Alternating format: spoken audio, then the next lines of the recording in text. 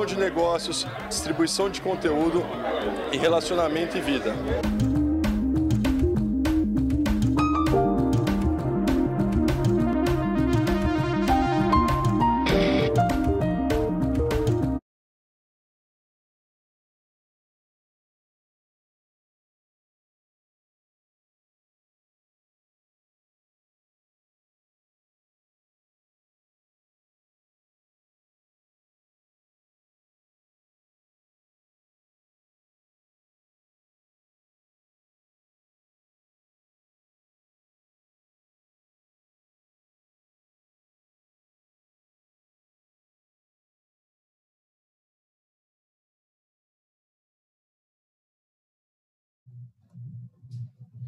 Bem, boa noite. Queria agradecer a todos aí os nossos filiados do LEAD Goiás, do LEAD Futuro Goiás. É um prazer tê-los aqui.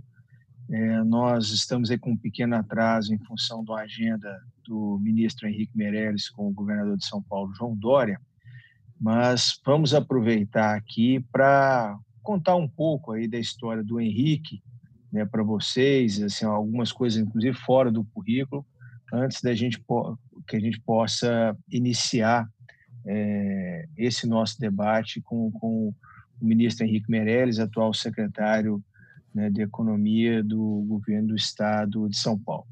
E eu queria começar agradecendo, né, a presença de todos vocês, agradecer também a confiança dos nossos patrocinadores que estão aqui, inclusive conosco, que são a Oliveira Mello, a CIT, o Jacó Coelho Advogados, a Baker Tilly, agradecer a todos eles aí pela confiança de estar assim conosco, agradecer a toda a equipe de suporte que nos atende, e ao Gustavo aí, que nós estamos aqui estreando esse novo modelo via plataforma Zoom, com todo o apoio da ER.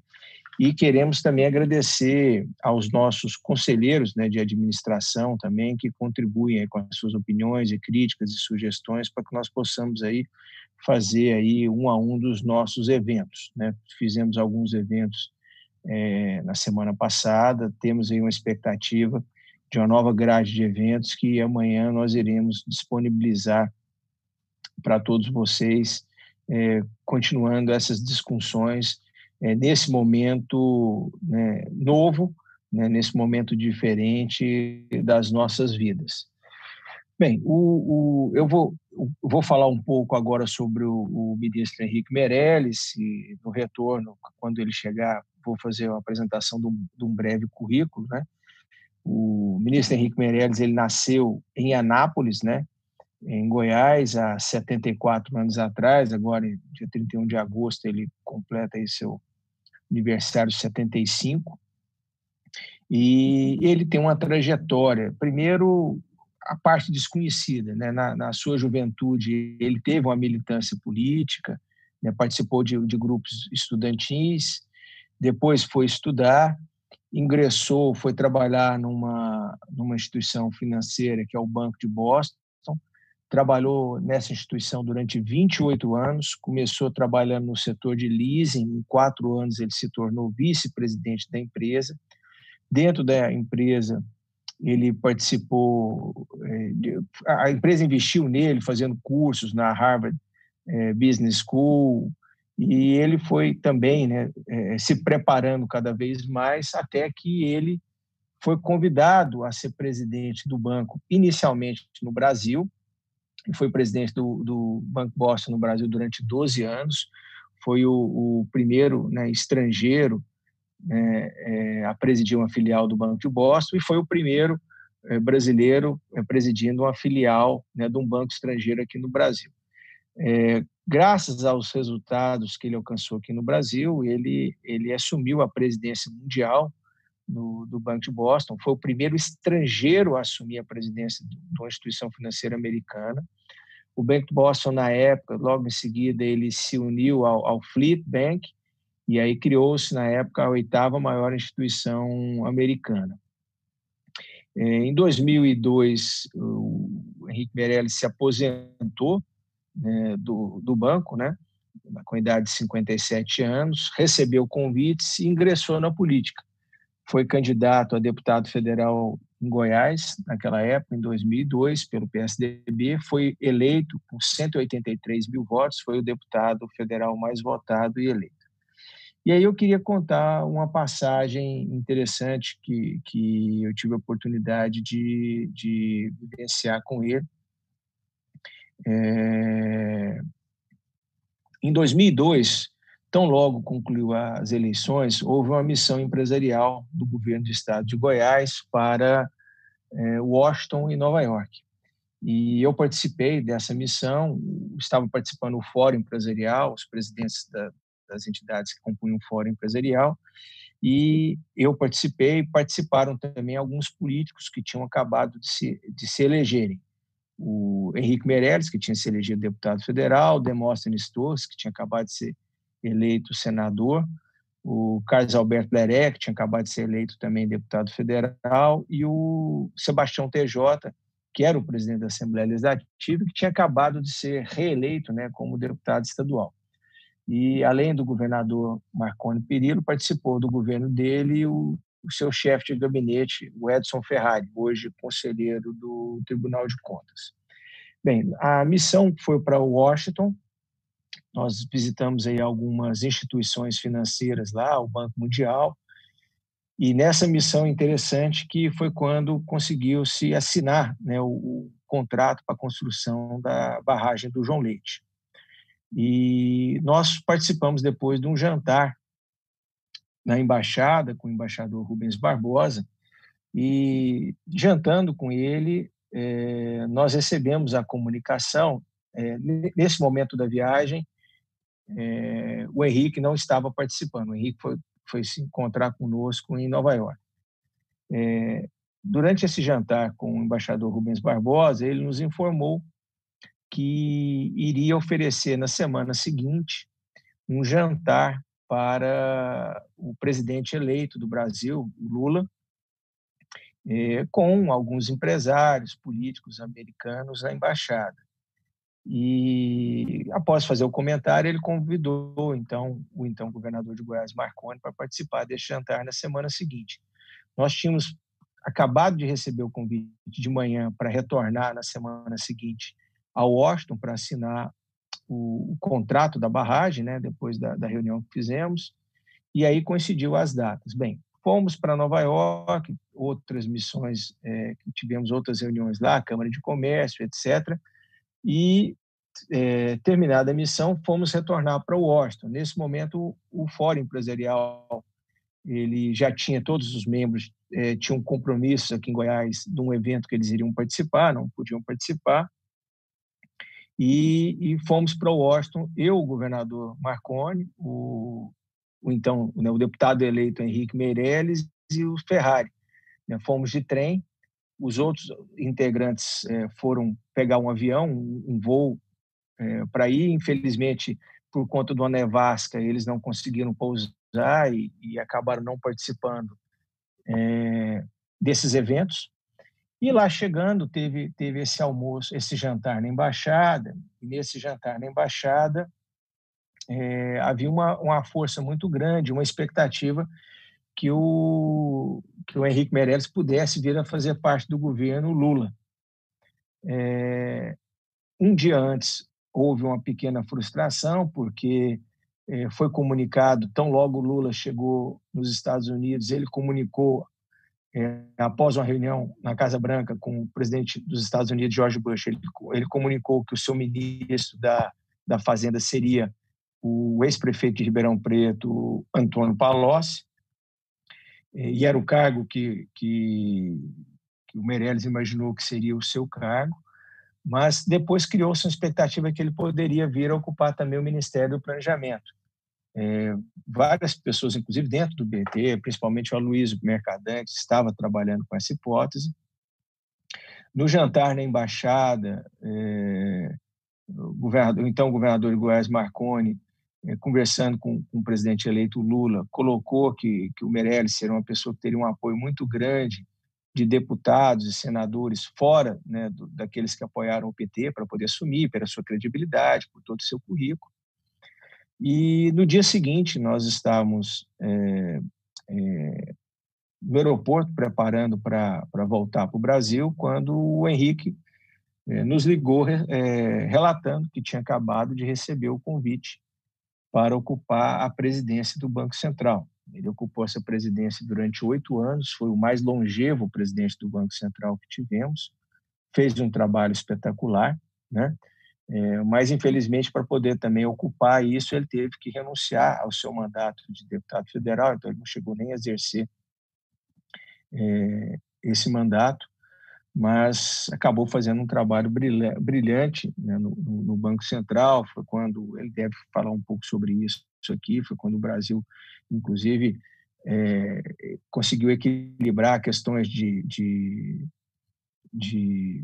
câmbio, né, e também a questão do aumento das reservas, mas, sobretudo, de dar uma credibilidade no país com relação à imagem do Brasil.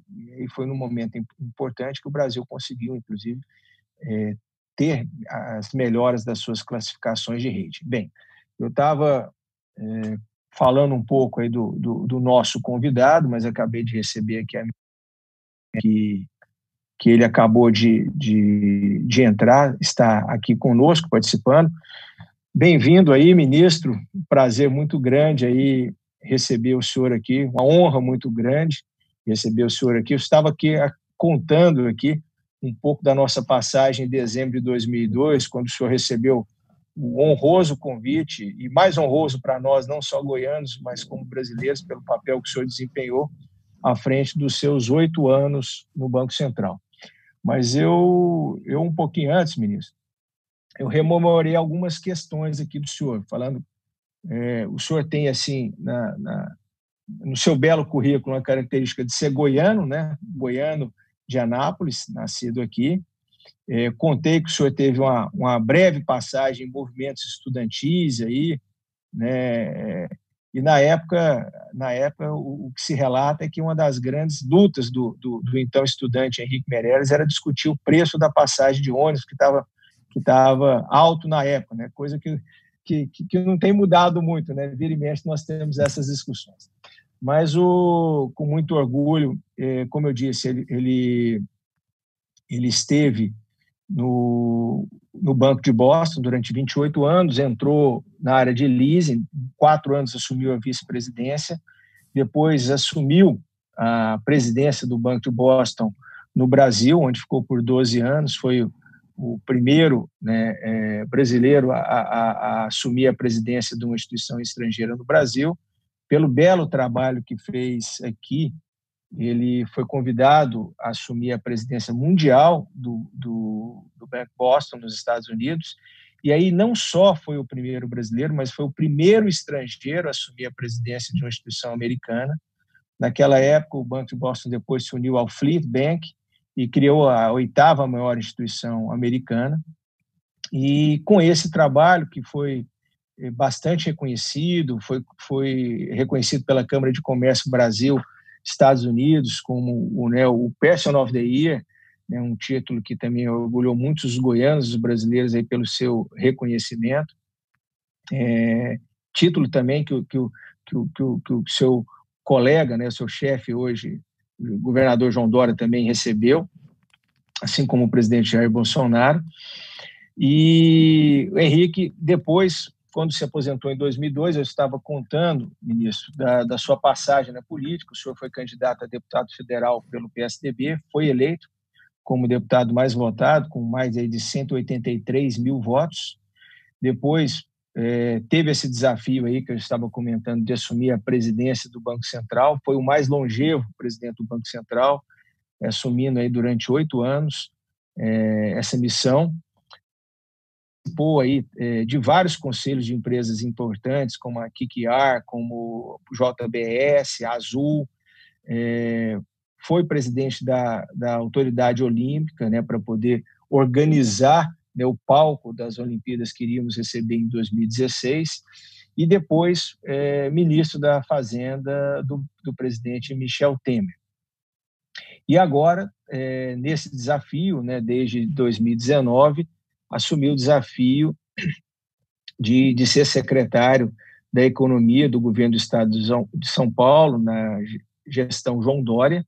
Bem, então, se eu fosse falar o currículo do senhor inteiro aqui, nós ficaríamos aqui alguns meses. Quer dizer, nós não estamos fazendo nada na quarentena mesmo, estamos fazendo pouco, mas acho que o pessoal precisa também trabalhar um pouco e ver outras questões. Mas, deixando a brincadeira de lado, é uma honra, um prazer muito grande recebê-lo aqui, ministro. E já passo para o senhor aí, antes de passar para o senhor, passo para o Lucas fazer algumas considerações e logo em seguida passar a palavra para o senhor, para que o senhor possa nos abrilhantar aqui com a sua apresentação. Muito obrigado, um prazer. Obrigado pela bem informada, completa e generosa apresentação. Muito obrigado.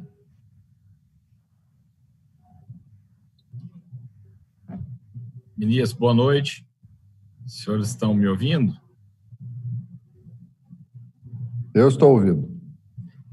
Ministro, depois de uma apresentação com a riqueza de detalhes, como o nosso presidente do LIDE, do André, fez o senhor, e eu acho que, como presidente do LIDE Futuro, aqui de Goiás, eu analisando essa biografia que o André destacou, eu acho que na vida de cada pessoa, ministro, acontece alguns fatos que ficam marcados na eternidade.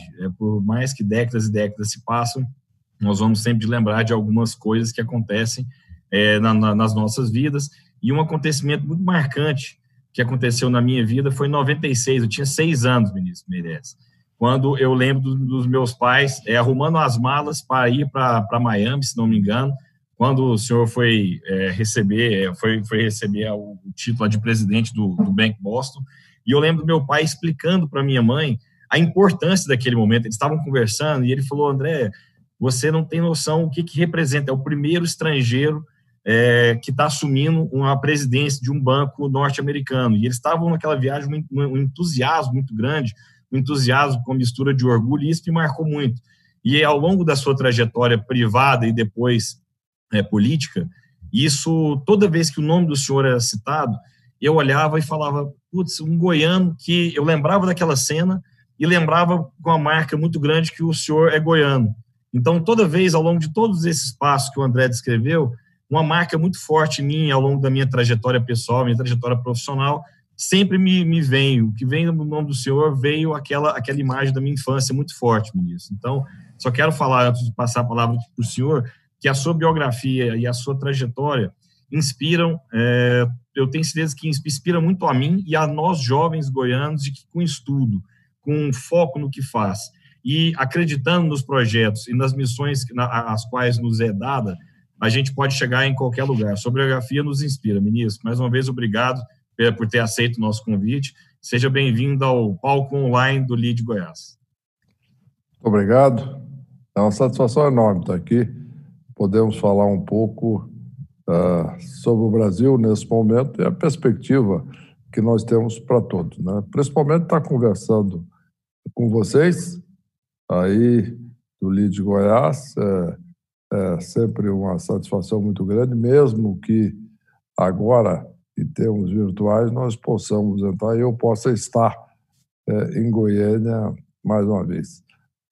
Para alguns que muitas vezes me perguntam, quando eu, inclusive na discussão do André, quer dizer, eu era presidente mundial do Bank Boston, em Boston, na Nova Inglaterra, nos Estados Unidos, resolvi voltar para o Brasil e voltar para Goiás, onde eu tinha saído há muito tempo, quando eu vim estudar engenharia em São Paulo e depois terminei, etc. Acabei assumindo o Bank Boston e aqui fiquei muito tempo. Depois fui para Boston, etc. Mas, quando eu resolvi, lá em Boston, encerrar a minha carreira bancária, digamos, como presidente de uma instituição global, me perguntaram muito, mas por que você está fazendo isso agora? Né? Coisa estranha, vai voltar para o Brasil, os americanos não entendiam muito isso. Eu digo, olha, eu nasci no Brasil, fui educado no Brasil, estudei no Brasil, a família de lá, eu julgo que é um dever ajudar um pouco o país. Aprendi muito, dirigi uma instituição com presença em 32 países, então eu de fato, acreditei que eu poderia ajudar muito o Brasil e comecei aí por Goiás. É muito interessante, porque as pessoas sempre me perguntam, mas escuta, você é goiano mesmo? Nasceu? Eu nasci. Alguns, às vezes, inclusive, se confundem, falam de Anápolis, e acredito que nós nos encontramos lá no ginásio, coisa que vale. Na realidade, não. Eu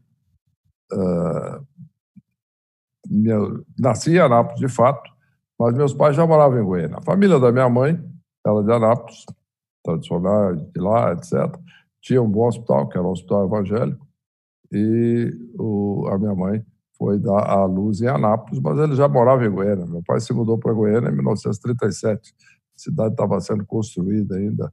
Ele antes morava com a minha mãe e meu irmão mais velho em Goiás. Eu nasci muito tempo depois, mas eu, como eu disse, praticamente eu nasci com Goiânia. Goiânia estava começando ainda, etc. Eu vi a cidade crescer, se desenvolver. Então, eu tenho uma afeição muito grande pelo Estado. E voltar, depois de muito tempo, a Goiás e me candidatar a deputado federal foi uma experiência fantástica, realmente. Como o André mencionou, o ponto fundamental foi quando o então eleito presidente Lula me convidou para presidente do Banco Central do Brasil. Um convite surpreendente. Eu recebi aquele convite em Washington, de fato, lá, foi exatamente lá como ele descreveu, foi na Embaixada Brasileira, em Washington. Tinha lá um jantar, eu estava em New York, estava voltando com o então governador Marconi, o André junto, etc. E tínhamos um coletivo, eu tinha voltado para New York, recebi uma ligação, o então eleito presidente Lula queria conversar comigo em Washington, porque ele ia chegar em Washington no dia seguinte. Voltei, resolvi conversar, e o interessante foi que quando ele me perguntou sobre a economia brasileira, o Brasil tinha dois grandes problemas. Aí já começamos a entrar na economia brasileira. Naquela época, o Brasil tinha dois problemas muito grandes. Era o que o Mário Henrique Simons se definia como inflação e câmbio. Inclusive, foi um grande economista, ele definia de uma forma particularmente interessante, porque ele era um sujeito muito criativo, muito inteligente, e ele dizia, na época, né, a inflação aleja e o câmbio mata. Alguns vão perguntar, mas o câmbio, então, era a taxa de câmbio estava alta? Não, ele não estava se referindo à taxa de câmbio. A taxa de câmbio é uma consequência, é o preço fixado pelo mercado. Ele estava se referindo a uma crise cambial de fato.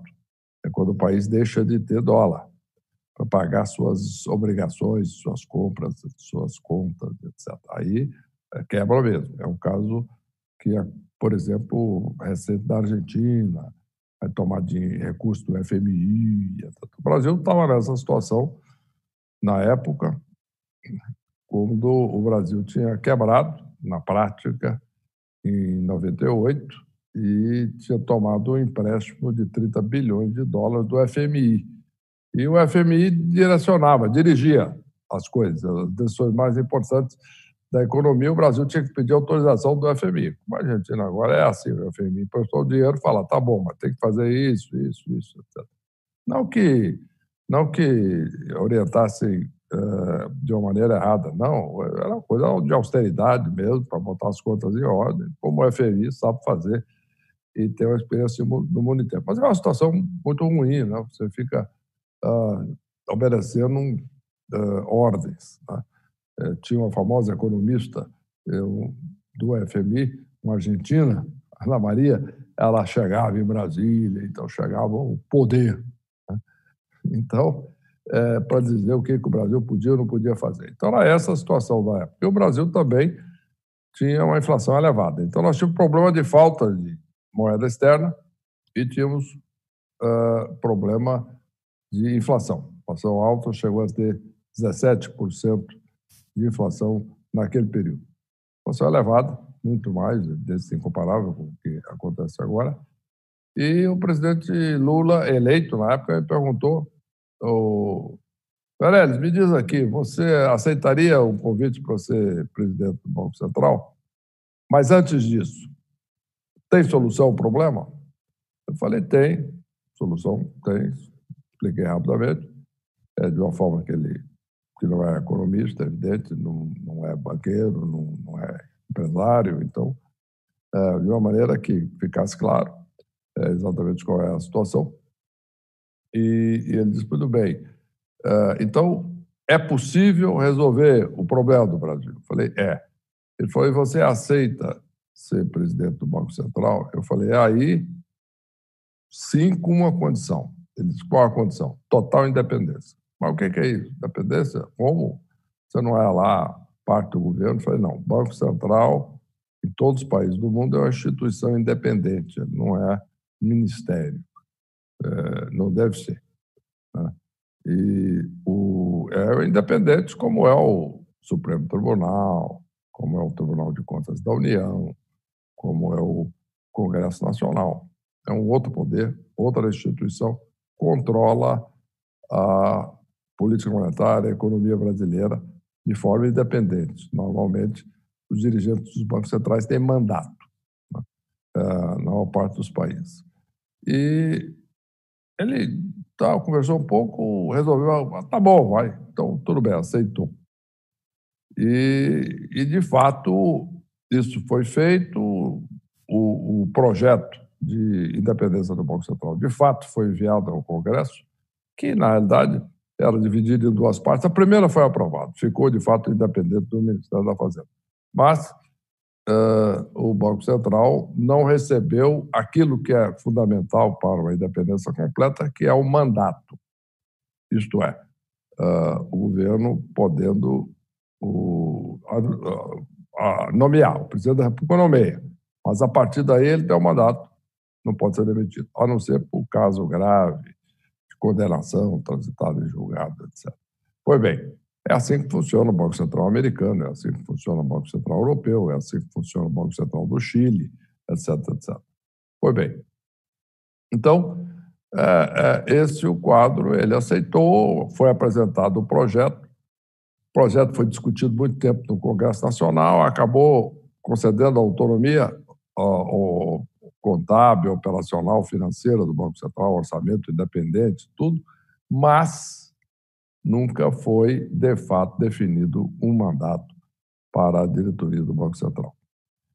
Então, depois de quase um ano em que isso estava sendo discutido no Congresso, o então presidente Lula me chamou e falou, Meirelles, é o seguinte, impossível, não tem jeito, nós não vamos conseguir aprovar isso lá no Congresso, a esquerda toda é contra, a direita conversa muito, mas também etc. Então, problema de político achar que vai perder poder. Não vai. Depois eu vou contar uma história rápida para mostrar isso. E o fato concreto é que eu virei para ele e disse o seguinte, presidente, vamos combinar o seguinte, como nós combinamos que o Banco Central seria independente, eu tenho agido de forma totalmente independente. Evidente, nem fala comigo, falei, pois é assim que deve ser. Agora, vamos combinar o seguinte, eu vou continuar independente, está funcionando bem assim, mesmo sem a lei, e vamos em frente. Evidentemente que o senhor vai ter o direito constitucional de me demitir, né, me exonerar a qualquer momento. Mas isso é problema seu, não meu. Eu vou fazer aquilo que eu achar que é certo para o Brasil. E foi exatamente assim que funcionou durante todo o período. Eu tinha já enfrentado situações mencionadas aí na biografia, etc., que foram contadas muito precisamente aí pelo André, é o seguinte, eu fui, de fato, o primeiro brasileiro, ou o primeiro estrangeiro, de fato, a ser eleito presidente de uma grande instituição global, e era um banco muito tradicional, era um banco que estava em funcionamento desde 1994 nos Estados Unidos. Era um reduto, assim, só para dar uma ideia para vocês, aí vamos entrar direto nos problemas atuais do Brasil. Naquela época, o Bank Boston era uma instituição, digamos assim, das grandes empresas, etc. Estava começando também uma operação grande de varejo, mas era uma instituição conhecida assim como instituição de elite, etc. E eu fui para o banco, começamos a trabalhar. Um dia eu fui fazer uma palestra para um congresso de mulheres empreendedoras em Baltimore, no estado de Maryland, nos Estados Unidos. Tinha 1.000 mulheres na sala, 2 homens, o segurança e eu. E eu estava falando. Terminado a palestra, eu estava lá, chegou uma moça muito elétrica, muito agitada, falou para mim: puxa, mas eu perdi a sua palestra, cheguei agora, me desculpe, mas eu ouvi dizer, já me falaram que foi muito boa, etc. O senhor é o presidente do Banco de Boston, né? Eu digo, perfeitamente. Agora me disseram que o senhor é brasileiro. Eu sou brasileiro. Ela disse: não pode ser brasileiro, você não é, não. Eu não sou brasileiro porque eu aqui, a fisionomia, e eu sou, de fato, brasileiro. Ela falou: puxa, pelo seguinte, o meu avô era o maior cliente do Banco Boston e ele nunca conseguiu ser recebido pela diretoria do banco, porque ele era descendente de irlandês, e lá era um banco da elite, dos anglo-saxões, etc. Eu falei: não, o banco mudou muito, de fato, mudou mesmo, os Estados Unidos todo mudou, senão não estaria lá. Ela falou: não sei não, é aquele banco lá danado. E aí eu fui lá verificar, e antes disso eu perguntei para uma pessoa, uma senhora que tinha me levado lá e tal, falou: quem é a moça? Ela disse: é a Kathleen Kennedy. Ela é filha do Bob Kennedy e sobrinha, evidentemente, do John Kennedy, que foi presidente dos Estados Unidos, assassinado. O pai dela também foi, era candidato a presidente depois, período dramático aí da história americana, e essa, na época, ela era governadora do estado. Então, isso mostra, de fato, o que era o mundo naquele momento. Mas, com isso, eu tive a oportunidade de conhecer o mundo inteiro e poder aplicar aqui no Brasil a tudo aquilo que eu tinha visto dar certo. E aí, é a primeira coisa que eu digo: nós precisamos fazer aquilo que já deu certo, que dá certo. Eu tenho 2 máximas: nós não só temos que aprender com os acertos dos outros, e nossos também, mas temos que aprender com os erros também. E com isso, fazer aquilo que funciona, aprender com os acertos. Fizemos isso, controlamos a inflação no Brasil. O Brasil, que estava quebrado, nós conseguimos acumular reservas. Eu tive a satisfação de pagar a dívida do FMI, assinei o cheque, $30 bilhões, né? E acumulamos reservas, chegamos a ter, quando eu saí, quase 400 bilhões, 300 e tantos bilhões de dólares de reserva, não, 400 atingiu posteriormente, perto de 400, ao redor de 300, depois o Brasil chegou a ter 386 bilhões de dólares, agora está aí com os 350, mas está ainda com bastante margem, etc. Então, qual é a primeira lição disso? Um grande problema que nós tínhamos, que era ficar quebrado de vez em quando em dólar, não temos mais. Isso é muito mais importante do que parece, porque esse é o tipo de problema difícil de resolver, né? Nós conseguimos acumular reserva, resolver isso. Aí controlamos a inflação, nós resolvemos os 2 grandes problemas do Brasil. Depois, nós tivemos uma outra crise, 2015, 2016, uma recessão enorme, porque era um problema fiscal. O governo gastava demais. Me chamaram, o presidente Temer me chamou, eu já tinha sido convidado antes, mas não tinha aceito. E depois ele me chamou, quando assumiu, eu assumi o Ministério da Fazenda, e nós conseguimos tirar o Brasil da recessão, controlar os gastos públicos, aprovei reformas importantes, trabalhista, tinha teto de gastos, etc.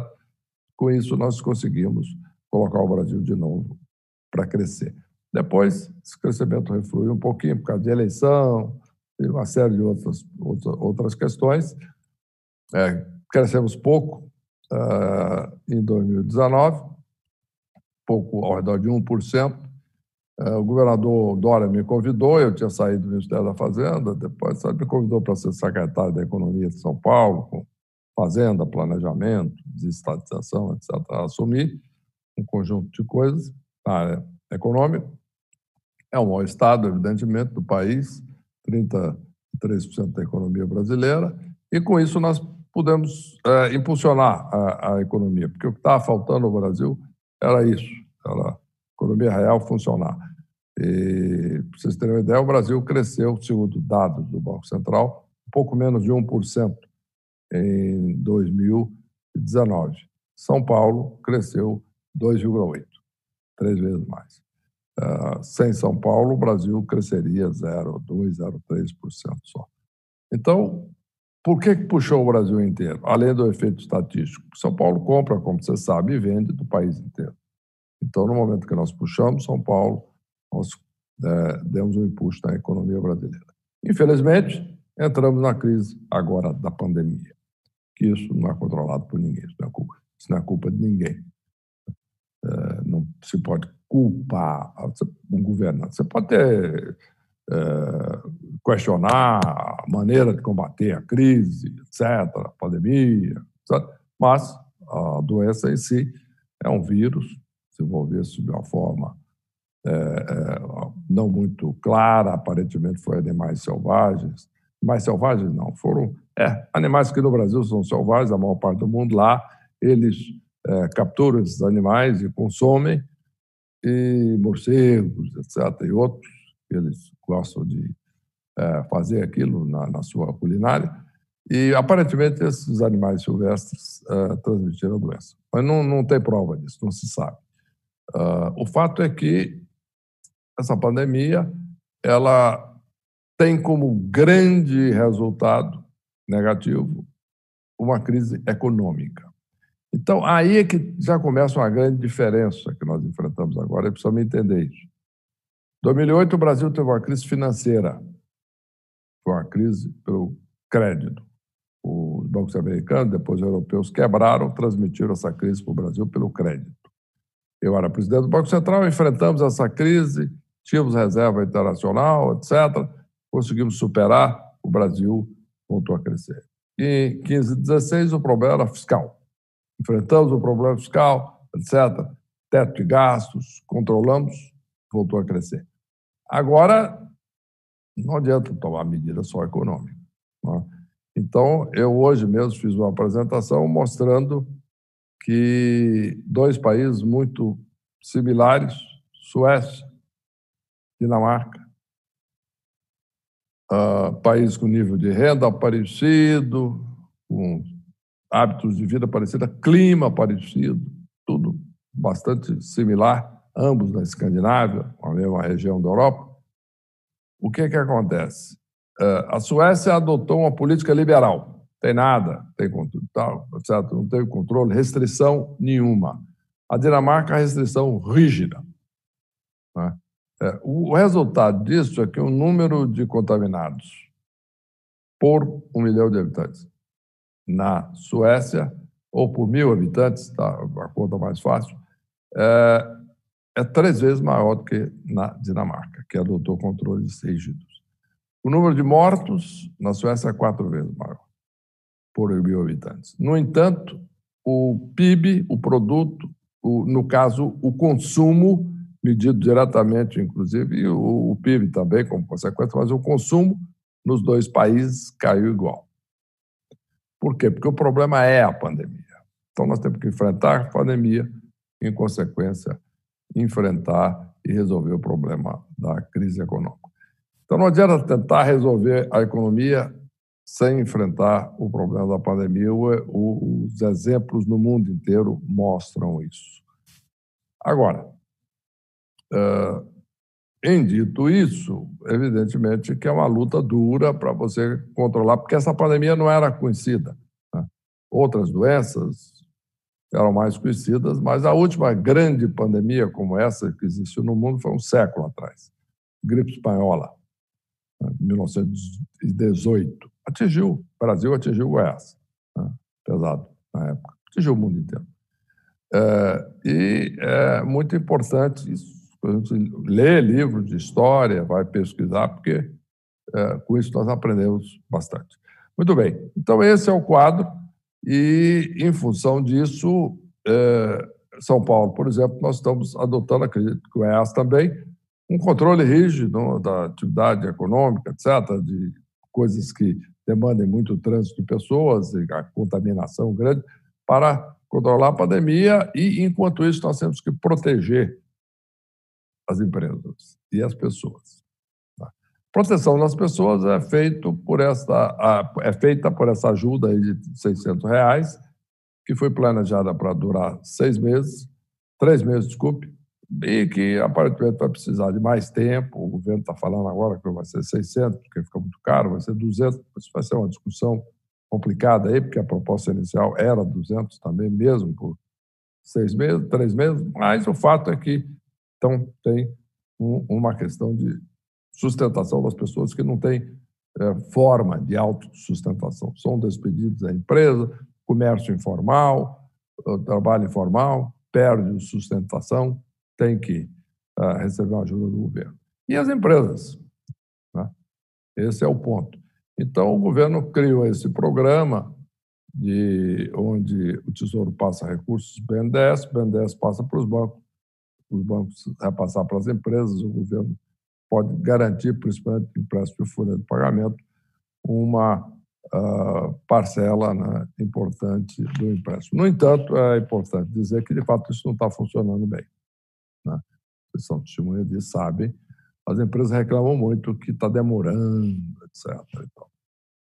O governo agora adotou uma outra, e foi aprovado no Congresso Nacional, o chamado orçamento de guerra, já foi sancionado, que dá poderes ao Banco Central de comprar carteira de crédito dos bancos. Então, isso pode, em tese, poderia desentupir o canal, porque aí o banco não precisa ficar preocupado com crédito, que a venda está caindo, etc., porque aí o Banco Central ele dá um crédito, vende a carteira para o Banco Central, e o Banco Central aí vai fazer, né, deve fazer, esperamos que faça, aquilo que está sendo feito pelos bancos centrais do mundo inteiro. O Banco Central americano, o Banco Central europeu, que é exatamente isso, né? Nos Estados Unidos, o Banco Central americano compra os títulos, como se fossem debentures, né, das empresas no mercado, que lá é muito mais abundante e um número muito maior de empresas emite os commercial papers, que são debentures, mas aqui, basicamente, empréstimos bancários chega no mesmo lugar. O Banco Central tem condições de fazer isso. Então, é muito importante agora uma ação firme do Banco Central do Brasil para que as empresas consigam atravessar a pandemia e com crédito abundante e barato. Não adianta o banco dizer, não, eu faço o empréstimo, mas é difícil conseguir, e quando consegue a taxa é muito cara. Bom, aí você não vai resolver o problema. Então, o Banco Central, de fato, tem que entrar diretamente adquirindo crédito, não só na carteira dos bancos, como no mercado, etc. Não só de grande banco, pequeno banco, médio banco, fintech, etc. Irrigar de liquidez o mercado. Não fez isso ainda. Vocês sabem disso, eu sei disso. Mas está trabalhando, fazendo um esforço para chegar lá. Espero que consigam, né? Porque isso é muito importante. Com tudo isso, e o devido combate à contaminação, etc., a expectativa não é assim algo muito tão rápido quanto parece.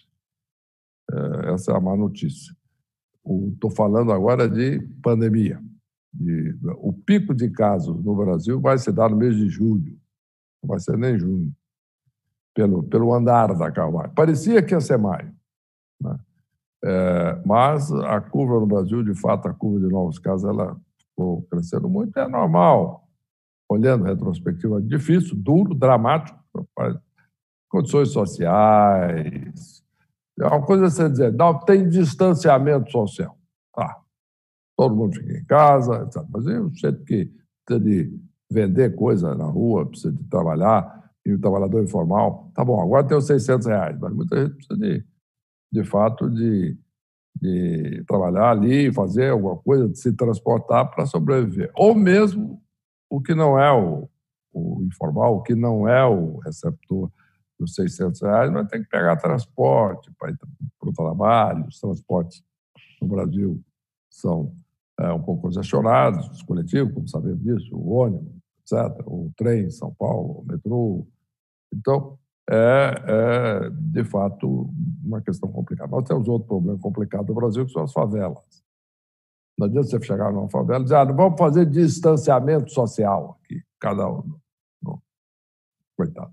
Você mora lá, 10 numa casa pequenininha, não adianta dizer que não tem que dar distanciamento social.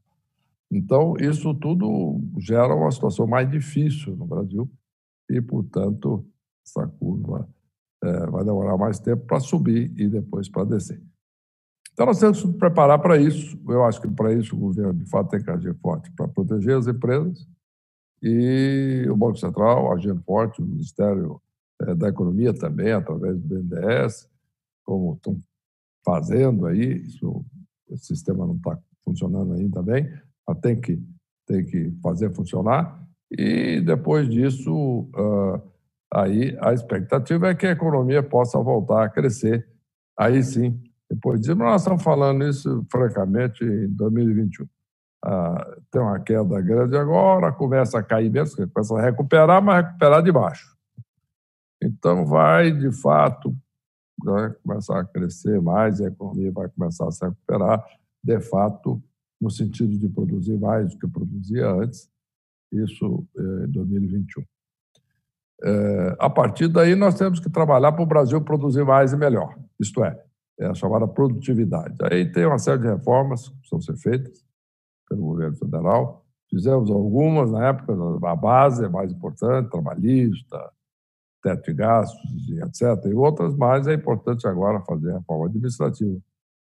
A reforma da Previdência foi feita, deixamos lá o projeto de andamento, foi aprovado, excelente, é uma condição necessária. Agora tem que fazer administrativo, a reforma tributária que está pronta lá, precisa fazer, só falta a parte do governo federal, dos estados, municípios, etc.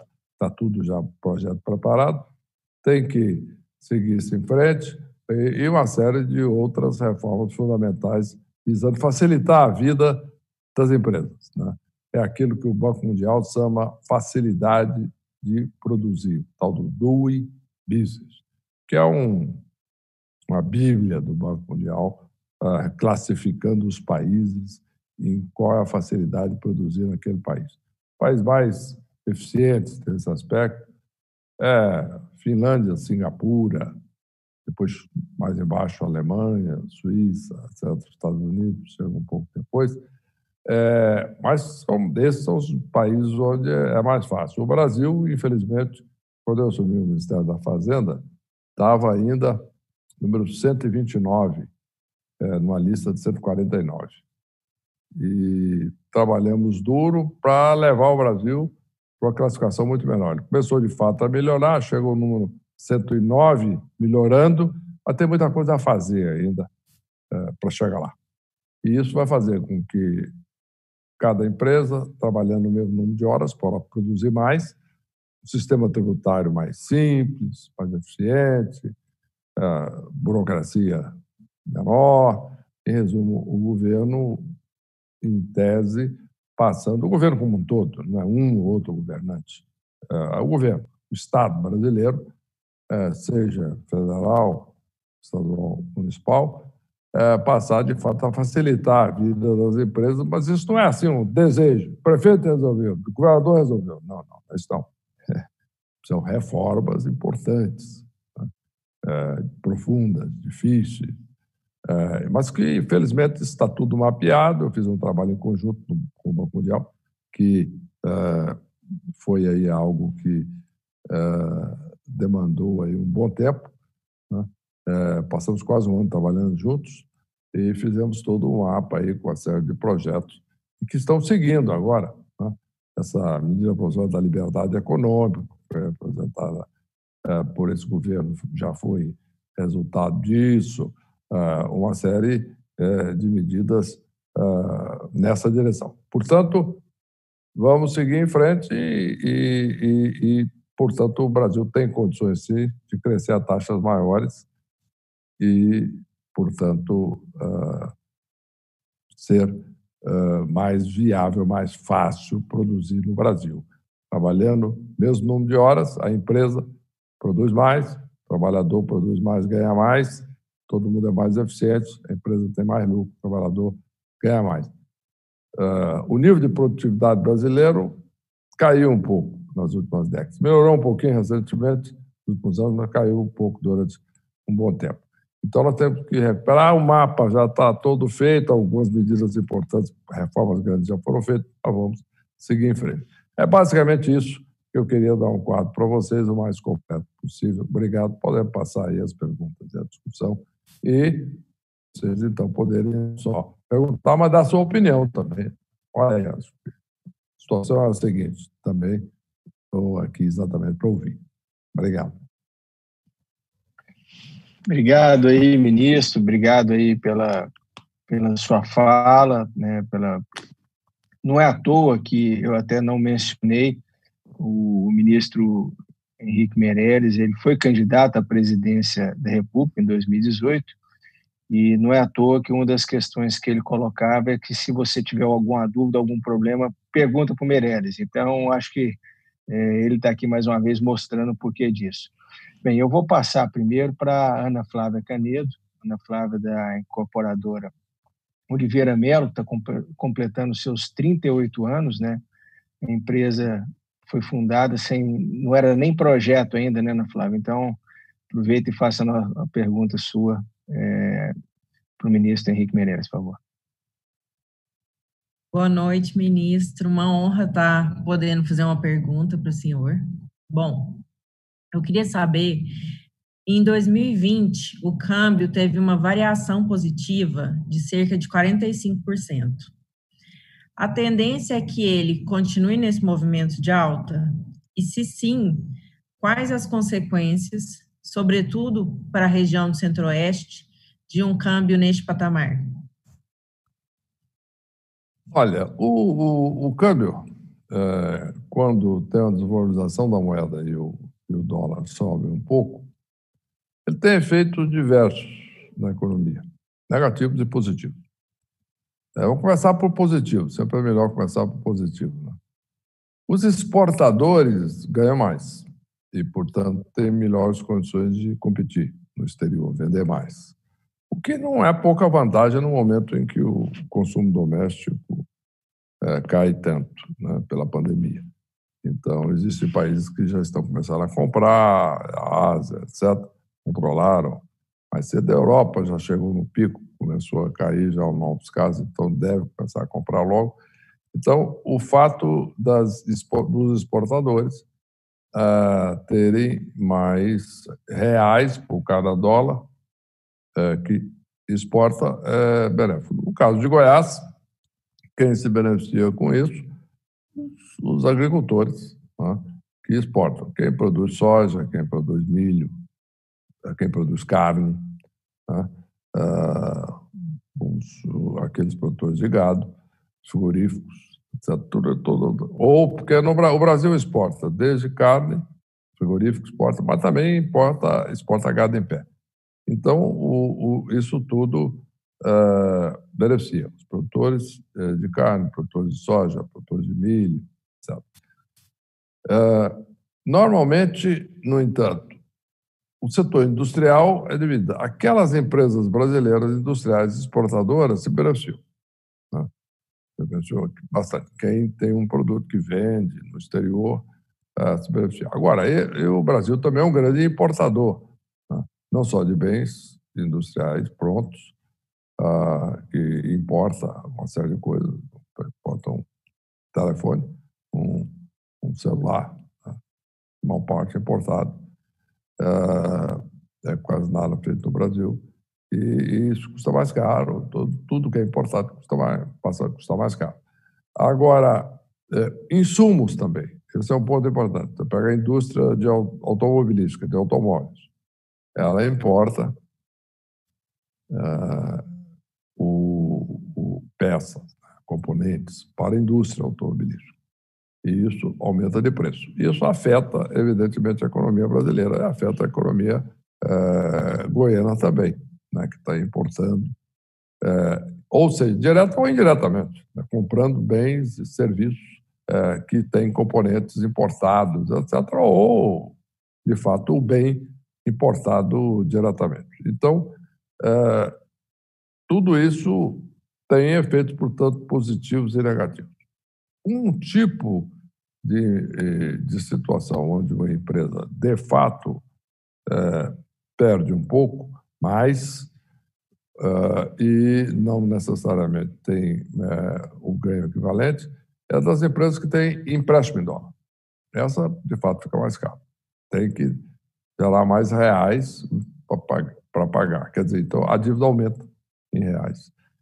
Se a empresa for exportadora, as coisas podem se equilibrar. Se não for, fica mais caro. Então, isto é um dos aspectos importantes que é importante tanto o governo fornecer esse empréstimo, fazer esse empréstimo e tal, inclusive para as empresas que devem em moeda estrangeira. Isso é, de fato, muito importante. E a vida de cada um depende daquilo que esteja consumindo. Por exemplo, se for arroz e feijão, não altera. Carne também não. Agora, pão, macarrão, pizza, o custo altera. Estamos falando assim de coisas básicas, porque o trigo é importado.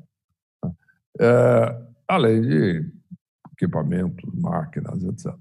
Então, é este o efeito. Penaliza uma boa parte da economia, beneficia uma parte da economia. E brasileiros, normalmente, brasileiro classe média, etc., reclama mais nesse tipo de coisa, evidentemente que a viagem ao exterior passa a ficar mais cara e os bens de luxo normalmente importados, ou os bens que não são de luxo, mas que não são básicos, né? Apesar que um telefone desse está cada vez mais básico, está vendo o número de celulares no Brasil, quase mais de 100 milhões. Mas o fato é que esse tipo de coisa, de fato, fica mais caro. Felizmente, o Brasil não tem, agora eu vou falar uma coisa importante, o Brasil não tem mais, que nós resolvemos isso naquela época, quando eu estava no Banco Central, não tem mais a famosa dívida externa, que era uma tragédia. Eu nasci, cresci, vivi, fui estudante, né? Depois fui para a faculdade, etc. Comecei a trabalhar, Banco de Boston, fui para o exterior. Tinha essa história da dívida externa do Brasil.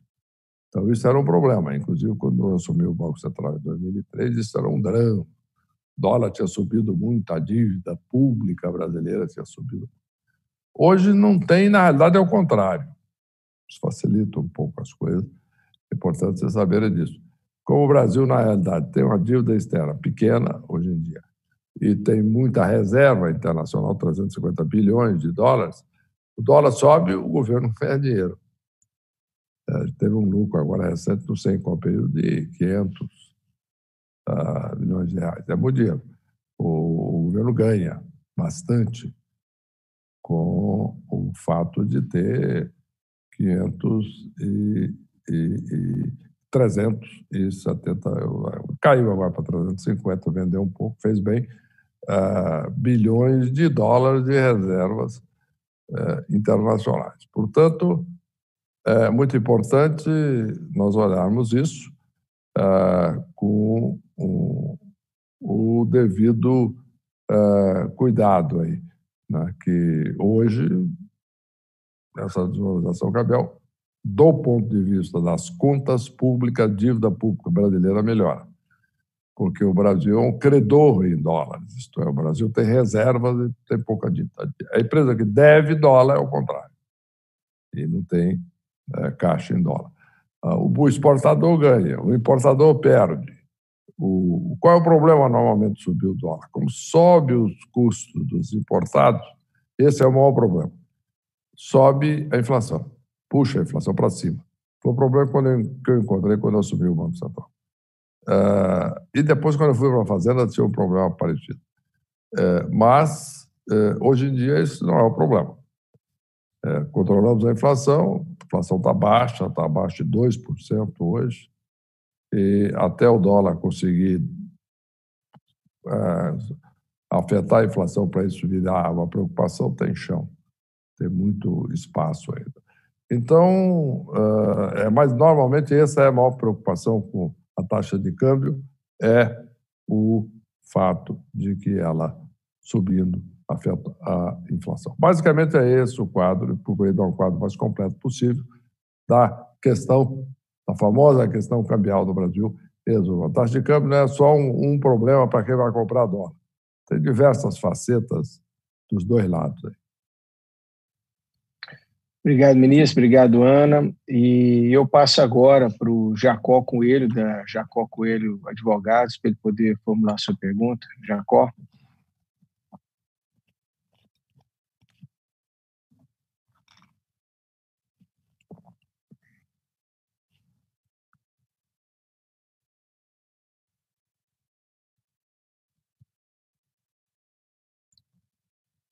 Eu não estou ouvindo. O áudio tá fechado, Jacó. Desculpe. Opa, Ministro, agora muito funcionou. boa noite. Como o André já falou, meu nome é Jacó Coelho, eu sou o secretário-geral da OAB de Goiás e sou sócio fundador do escritório Jacó Coelho Advogados, aqui com sede em Goiânia. O meu tema é recuperação da economia, tema que nos interessa muito. São 3 questões que eu queria colocar para o senhor, e eu vou colocar as 3 questões já de imediato. Primeira questão, o senhor acredita em uma retomada em curva V? Ou seja, consideramos que estamos no pior momento e teremos uma retomada exponencial na mesma medida que caímos? Segundo, quais fatores que precisamos trabalhar para acelerarmos a retomada do Brasil e mitigarmos esse prazo de retomada? Terceiro, ministro, temos algum protocolo pronto ou em andamento para a retomada econômica no estado de São Paulo? Especialmente porque o estado de São Paulo é a vitrine aqui para o restante do país, porque é a maior economia e, com toda certeza, afeta a todos nós dos estados brasileiros, especialmente em Goiás. Muito obrigado.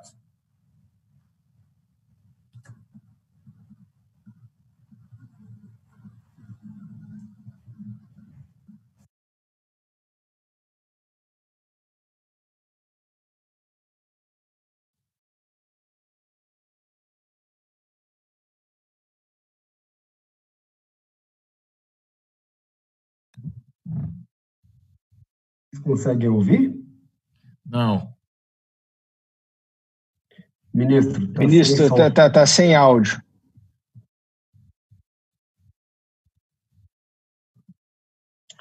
Tem algum problema no áudio.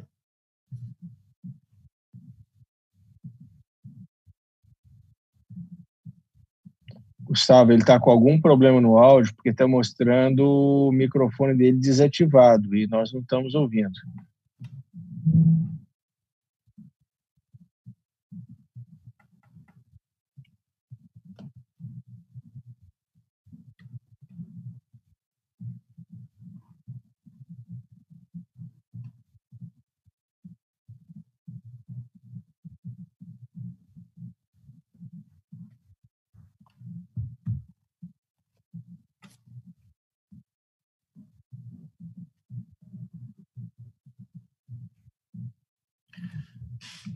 Ministro, provavelmente o senhor vai ter que sair do link e entrar de novo. Veja se o senhor consegue fazer isso. Acho que ele já está em contato ali com o pessoal.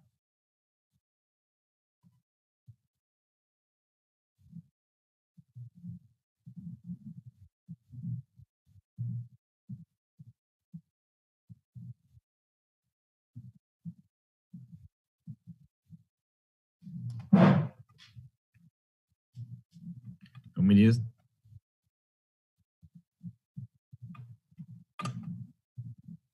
Só um instantinho, a equipe já está saindo, vai entrar de novo e a gente prossegue com a resposta da pergunta do Dr. Jacó.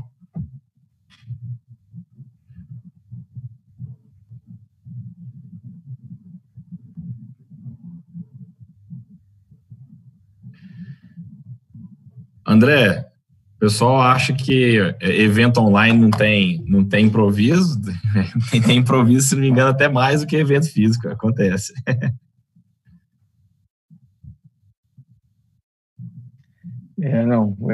Infelizmente sempre essas questões acabam acontecendo. Isso quando você não tem interrupção por um cachorro, por uma criança que entra, né, um barulho aqui no vizinho. Estamos todos sujeitos a essas questões aqui. Lucas, você está em contato aí? O pessoal do ministro está conseguindo... Eles já estão organizados lá. Já. Ele está saindo e está entrando de novo.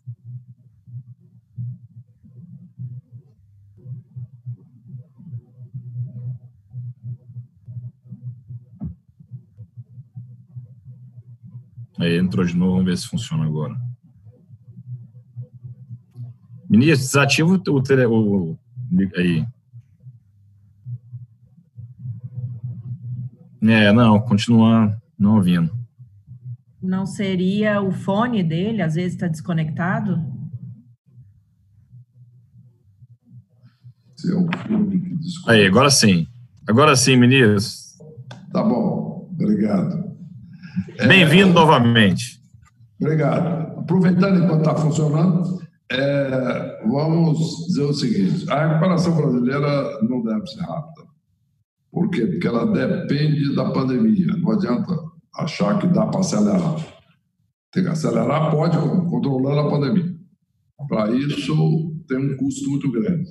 Porque eu vi estudos aí recentes de diversos países, inclusive estudos aqui de São Paulo, que mostram que, para a economia recuperar mais rapidamente, tem que controlar a expansão da pandemia mais duramente. Para isso, precisa fazer o chamado lockdown, que é o chamado, não nesse ponto, porque o Brasil nunca chega a isso, tal, o povo que trabalhamos assim com um pouco mais de solidariedade, mas países que, de fato, resolveram rapidamente, tipo a China ou a Coreia do Sul, é o chamado, expressão em português, o tranca-rua. Quer dizer, proibido sair na rua, ponto final. Só o trabalhador é essencial, serviços essenciais. Aí você controla rápido. O problema é que o custo disso é muito grande, principalmente num país com condições sociais e econômicas igual ao Brasil. Você precisa de sair para a rua para produzir para alguma coisa, vender ou fazer alguma coisa, ou tem que sair para a atividade que precisa ganhar, pode ser que a empresa tem que fechar, algumas sim, mas não todo mundo. Então, é o chamado lockdown. Quer dizer, então, isso permite você resolver o problema mais rápido e sair mais rápido. O problema é que, num país de condições sociais e econômicas como o Brasil, é muito difícil, né? Você chegar numa situação desse tipo. Uma situação de um país como o Coreia do Sul ou como a China, você faz, ou mesmo o Reino Unido, até não quis fazer no começo, mas depois foi obrigado. Quando fez, aí resolveu a Europa. A Europa agora deve sair um pouco mais rápido, apesar que é uma queda grande. A queda do PIB europeu médio deve dar mais de 7% esse ano, né? Então deve ser uma recuperação que vai depender da eficácia dos diversos governos de sair da crise. Nós esperamos que São Paulo atinja um pico não muito longe e comece a melhorar e etc. E já no segundo semestre a economia começa o processo de retomada. Temos, sim, já planos muito detalhados que estamos trabalhando para a retomada. Agora, de novo, aprendemos muito com a pandemia já, a essa altura. Um aprendizado na crise, o problema.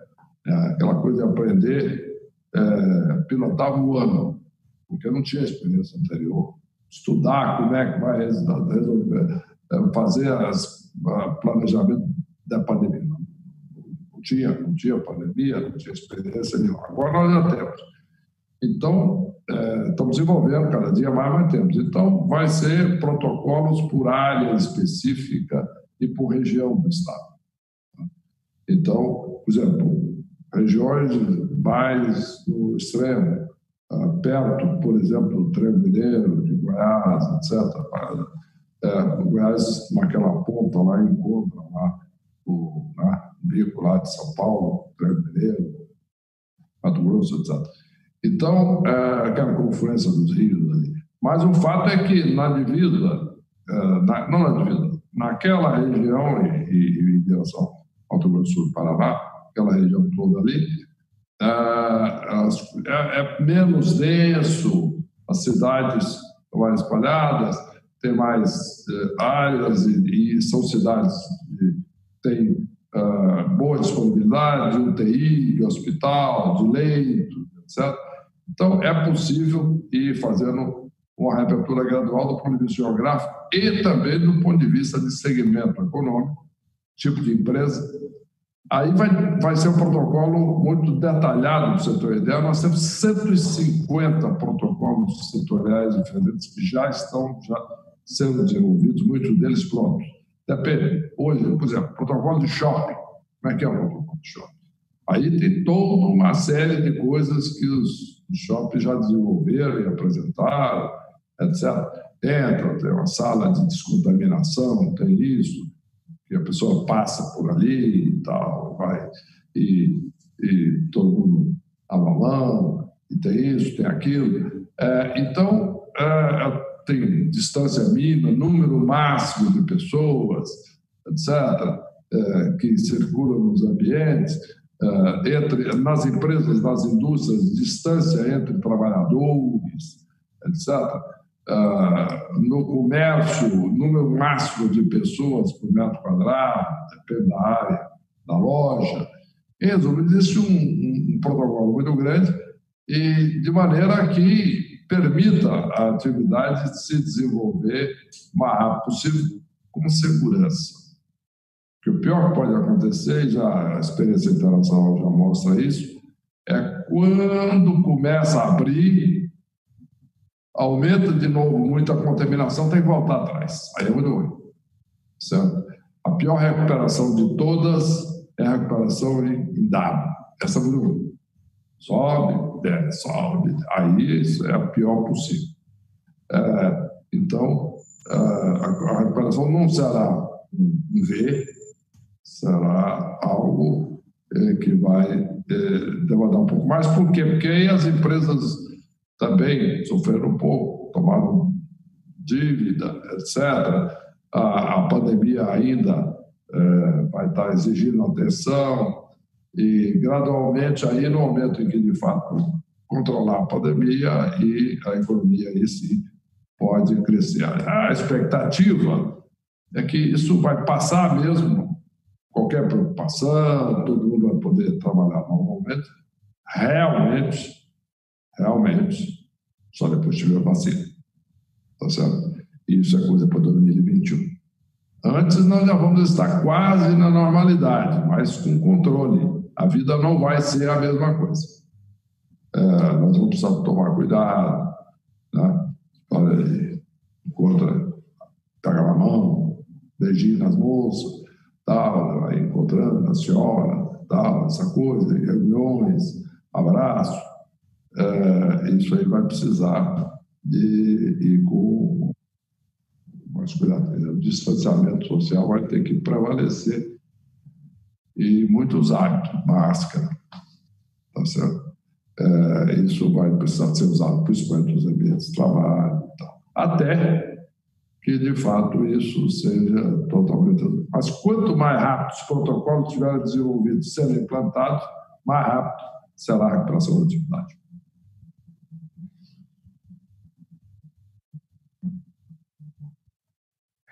Obrigado aí, ministro. Obrigado, Jacó. E eu passo agora para o Otoniel Martins, da Baker Tilly, para ele poder fazer suas considerações, sua pergunta aí para o ministro Henrique Meirelles. Obrigado, André. Ministro, parabéns pela trajetória. É uma satisfação para nós goianos aí tê-lo como conterrâneo, né? Exemplo aí para todos. Superação, esforço, né? Estudo e conquistas. Parabéns. Bom, acerca do sistema financeiro mundial, a crise atingiu 100% das economias globais, né, fazendo com que os países tomem medidas drásticas acerca da correção enfim, emitindo moedas, aumentando a liquidez da economia e injetando recursos na economia dos seus cofres, reduzindo taxa de juros a patamares mínimos e históricos, né? Algo que chama a atenção, entre outras medidas. Qual a avaliação que o senhor faz acerca do equilíbrio do sistema financeiro mundial e o senhor vê chances reais de ocorrerem quebra nas bolsas de valores ou outras consequências que impactam o sistema como um todo? Olha, tem várias coisas aí, né? As bolsas de valores, em primeiro lugar, é importante que elas continuem a funcionar. Uma das primeiras coisas que nós fizemos em São Paulo, quando foi feita a quarentena, etc., definir que a B3, a bolsa continuou funcionando. Isso é muito importante, sabe? Porque é tudo eletrônico, a B3. Então, isso permite. E o sistema financeiro da infraestrutura também funcionando normalmente. Isso é fundamental, mas isso está funcionando. Inclusive, nos últimos dias teve muito trabalho, conversas, telefone, de noite, entre bancos, Associação dos Bancos e Banco Central e nós, mas no final resolvemos. Os bancos estão funcionando. O feriado, porque São Paulo é feriado, né? Hoje e é feriado amanhã, sexta-feira, de qualquer maneira, é Corpus Christi, mas segunda-feira é feriado de São Paulo também. Então, São Paulo, de hoje até segunda, segunda-feira, de hoje até segunda é feriado em São Paulo. Foi uma forma de procurar conter a expansão da doença nesse período mais crítico. Mas o sistema financeiro está funcionando, toda a infraestrutura está funcionando. Todo esse trabalho que eu descrevi do Banco Central, comprar crédito do mercado, etc., é exatamente para evitar que nós tenhamos uma crise bancária. A última coisa que nós precisamos agora é uma crise bancária. Eu não acredito que vai ter, não. Os bancos brasileiros são sólidos. O Banco Central já tem aprovado pelo Congresso toda a instrumentação para comprar títulos, comprar créditos dos bancos, etc. Eu acho que os bancos brasileiros têm condições de passar por essa crise, como passaram pela crise de 2008, 15 e 16, sem problema. Evidentemente, perdendo, às vezes, um pouco, precisa tomar cuidado, créditos, mas com se o Banco Central, de fato, fizer tudo o que pode e que já tem direito de fazer, eu acho que o sistema financeiro deve passar por essa crise. Todo mundo vai sofrer um pouco, perder, etc. O banco pode estar dando lucros altos, perder um pouco, é isso, mas em condições de manter o balanço sólido. Basicamente é isso.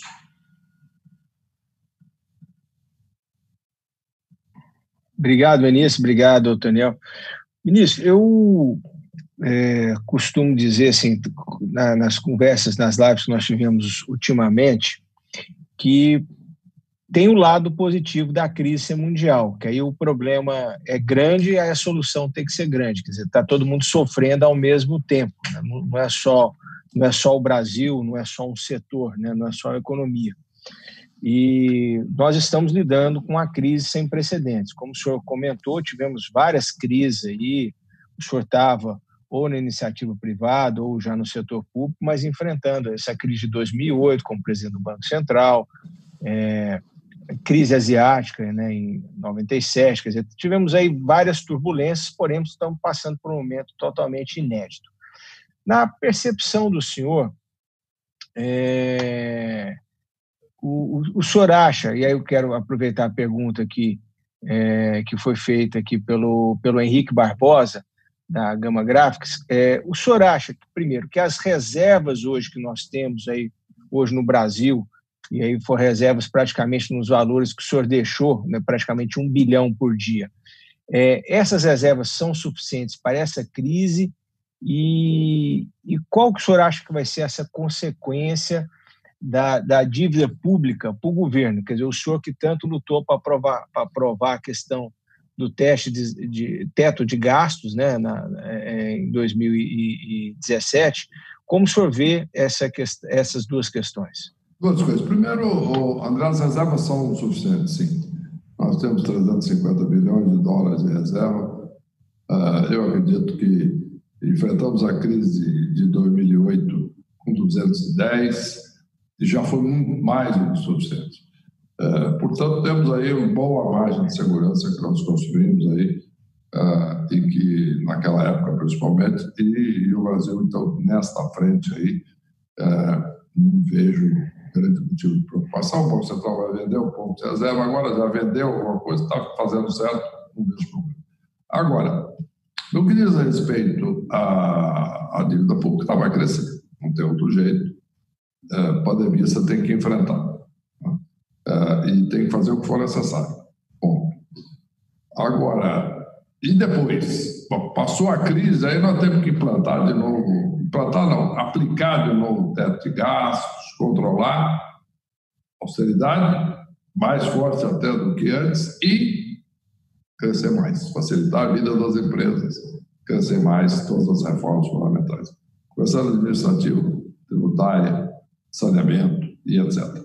E depois todo o trabalho de aumento de produtividade. O Brasil vai precisar, para pagar a dívida, vai precisar crescer mais, em consequência, paga mais imposto, em consequência, tem condição de amortizar a dívida. No fundo, é muito simples, desde que faça-se as coisas certas. Obrigado, ministro. Como o senhor falou, a experiência do senhor nessa passagem como ministro da Economia, ministro da Fazenda, já havia uma preocupação do governo Temer na necessidade da aprovação das chamadas reformas. E o governo Temer avançou muito nisso, como o senhor falou, aprovou o teto de gastos, a reforma trabalhista, a lei da terceirização, né, e encaminhou a proposta da Previdência. Ela acabou não sendo aprovada lá em maio de 2018 em função da turbulência política, mas foi encaminhada, acabou sendo aprovada no ano passado. Nós não temos ainda por parte do governo a apresentação da reforma administrativa, né, e também da reforma tributária, e nesse momento nós estamos enfrentando essa turbulência, as reformas foram deixadas de lado. Mas, em função do que está ocorrendo, quer dizer, principalmente com os CNPJs, com as empresas, o senhor acha que o governo, tanto o federal quanto os estaduais, já tem que começar a se prepararem para eventual, e aí eu faço aqui a pergunta do Sidnaldo Boschini aqui, da Sirius, os governos federal e os governos estaduais já têm que se preparar para para a criação de eventuais programas de refinanciamento dos endividamentos das empresas, né, os refis e refás que acontecem em função do que está ocorrendo nesse momento? Eu acredito que isso vai fazer parte, né? Quer dizer, o refinanciamento não só das dívidas bancárias, isso exatamente faz parte de todo esse programa de fornecimento de liquidez do Banco Central para o banco e para as empresas, que, no fundo, é um processo de financiamento e, posteriormente, de refinanciamento das dívidas bancárias. E, no caso das dívidas tributárias, sim, porque isso, como consequência da crise de 2015, 2016, fizemos isso no governo federal, fazendo um refis, e fizemos em São Paulo também, que aqui o nome não foi refis, foi programa de parcelamento de dívida. Então, é normal, tem que se fazer isso. Eu acredito que, evidentemente, que é uma decisão de cada governo, a cada momento, a cada hora, mas eu acho que possivelmente deve ser feito, porque as razões serão as mesmas que fizemos como resultado da crise de 2015 e 2016. É isso. Lucas, queria fazer uma pergunta? Ministro, uma pergunta da Helena Ribeiro, do Grupo Empresa. Ela puxa uma lupa agora para os pequenos e médios empresários. Ela pergunta como o senhor acha que podemos minimizar os impactos da pandemia para emprego e falência de pequenos ou até grandes empresários quando a reserva e incentivos acabar. Então, como é que o senhor acha que para as pessoas que têm dificuldade, para os pequenos empresários que têm essa dificuldade de acesso ao crédito que o senhor bem falou em uma fala passada, qual que é o maior remédio para esses pequenos que nunca tiveram acesso a crédito, não tem. Então, quando o governo começar a diminuir um pouco a bateria dele de acesso aos R$600, ou às vezes até um pouco menos, que é a tendência agora, pelo que eu vi algumas falas essa semana, como ajudar esses pequenos e médios empresários? Eu acho que tem que fazer o que for necessário em termos dessa ajuda. Ela tem que continuar com os pequenos, né, e eu acho que tem que se fazer algo que ainda não está se fazendo, a não ser os R$600, mas, de fato, alguma forma de auxílio direto, de fato, para pequenos e microempresários. Este é o fundamental. Já tem agora todo esse programa de empréstimo do governo, e o desafio agora é exatamente expandir um pouco mais para as empresas que não estavam tomando crédito antes, etc. Para isso é que o Banco Central vai entrar comprando direto carteiras para os bancos poderem emprestar para cliente novo, que não trabalhava antes, que não abriu conta, tudo bem, faz o empréstimo, vende para o Banco Central.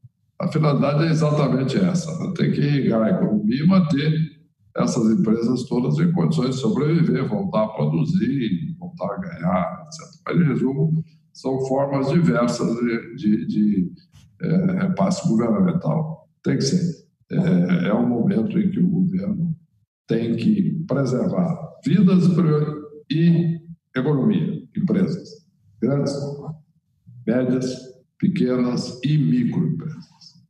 Eu estou sendo breve agora exatamente para poder responder algumas perguntas, porque nós já estamos chegando aqui no limite de tempo. A pontualidade britânica do LEAD, né, senhor ministro? E só pegando um adendo na sua resposta, eu vi algum estudo falando sobre economistas da Finlândia desenvolveram um estudo falando sobre uma renda básica mínima aos cidadãos finlandeses, para poder garantir o estudo falava sobre um aumento de produtividade desses trabalhadores de uma forma geral, com uma renda básica mínima que garanta para eles uma mínima dignidade de vida. E isso estava aumentando uma produtividade dos trabalhadores.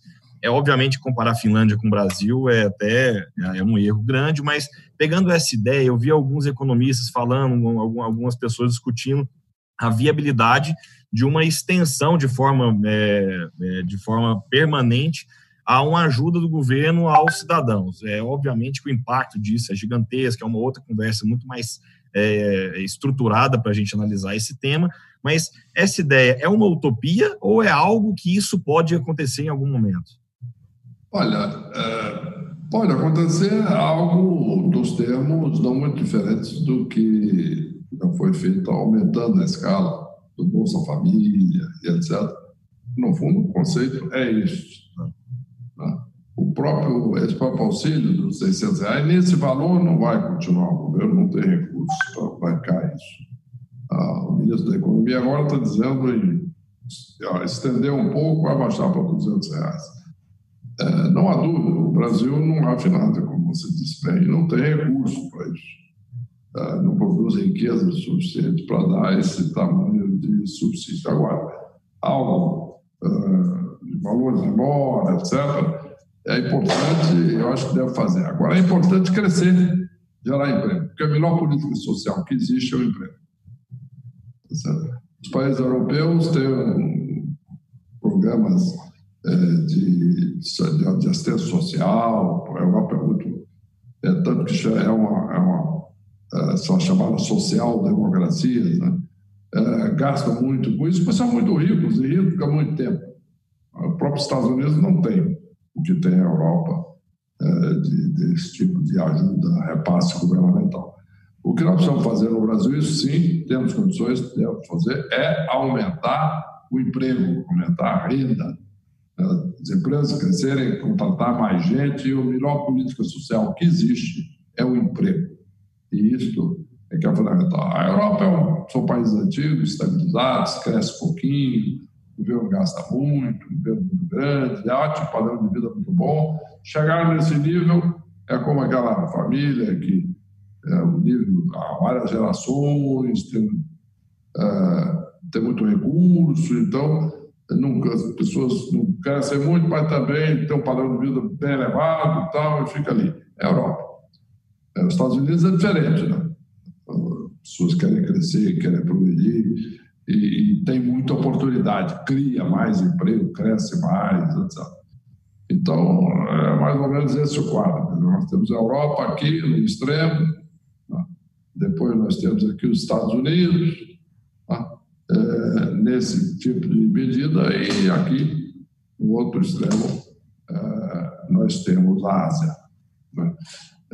Onde se cresce muito, cria muito emprego, mas os programas de proteção social são baixos. Inclusive, num país tão rico e que cresce tanto quanto a China, o programa de proteção social lá é quase inexistente. Estão começando agora, mas cresce e cria um número fenomenal de emprego por ano. E prega números gigantescos de pessoas cada vez mais. E também os outros asiáticos ali da região, desde maiores como a Coreia até menores como o Vietnã, mas a política lá é criar emprego para ter renda. Então, basicamente, eu acho que isso sumariza essa questão.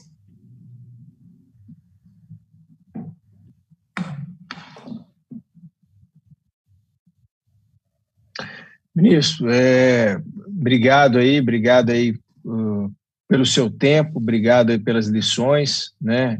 Obrigado por estar aqui, é sempre um prazer e também um orgulho muito grande da gente poder, né, ver sempre um goiano de destaque, um goiano que sempre fez muito, não só para o Goiás, mas pelo Brasil e pelo mundo, né? Nos ensinou muito e não só ensinou, mas mostrou, deu os bons exemplos e continua dando, enfrentando desafios, né? O senhor sempre procurou, desde que o senhor saiu, né, em 2002, com 57 anos, salvo engano, aí, quando o senhor resolveu se aposentar, né, lá no Bank Boston, né, o senhor saiu de uma zona de conforto e resolveu, né, enfrentar essa grande batalha que é o setor público e fez isso com muita probidade, fez isso com muita coerência, com muita ética, com muita transparência, e nós só temos os elogios aí a fazer para o senhor pela sua conduta e pela sua trajetória, né? O senhor que teve uma história magnífica e brilhante no setor privado, fez o mesmo, está fazendo o mesmo no setor público, servindo aí de exemplos aí para tantos que querem ingressar nesse setor. Então, eu queria agradecer ao senhor pelo seu tempo, pela sua disponibilidade, pelas suas palavras, e antes de passar para o senhor para fazer um encerramento, eu queria mais uma vez agradecer a todos os nossos fornecedores, né, oficiais que nos ajudaram, a RCE que fez a plataforma, aí, o Gustavo que fez essa plataforma nossa hoje, e agradecer a todos os nossos patrocinadores, agradecer a Oliveira Melo, Jacó Coelho, a Citi, a Baker Tilly e a TOTS, tá? E queria também me desculpar com o Rodrigo Cardim, com o Murilo Tadeu e com o Paulo Cardoso. Infelizmente não tivemos a possibilidade de fazer as suas perguntas, tá? Agradeço a vocês aí e a todos aí que participaram, que nos acompanharam aí. Ministro, a palavra com o senhor. Obrigado, a satisfação é grande, é uma satisfação muito grande, podemos conversar, e sempre uma coisa boa, né? Podemos conversar sobre temas tão relevantes, tão importantes para todos nós e para o Brasil e para a humanidade hoje em dia, mas ao mesmo tempo também matar um pouco de saudade aí por vídeo, né? Sentindo um pouco em casa, aí conversando aí com todos vocês de Goiás e de Goiânia, particularmente, mas de outras cidades também. E vamos em frente, né? Quem sabe, passado tudo isso, nós podemos fazer uma outra rodada e responder as perguntas que ficaram faltando e outras. Obrigado, boa noite a todos e bom trabalho. E na pandemia, o mais importante é boa sorte. O LIDE sempre vai aderir à hashtag Chama o Meirelles, viu, ministro? Pode contar com isso. Beleza. Obrigado, senhor Meirelles. Obrigado, gente. Obrigado, um abraço a todos. Obrigado, boa noite. Boa noite.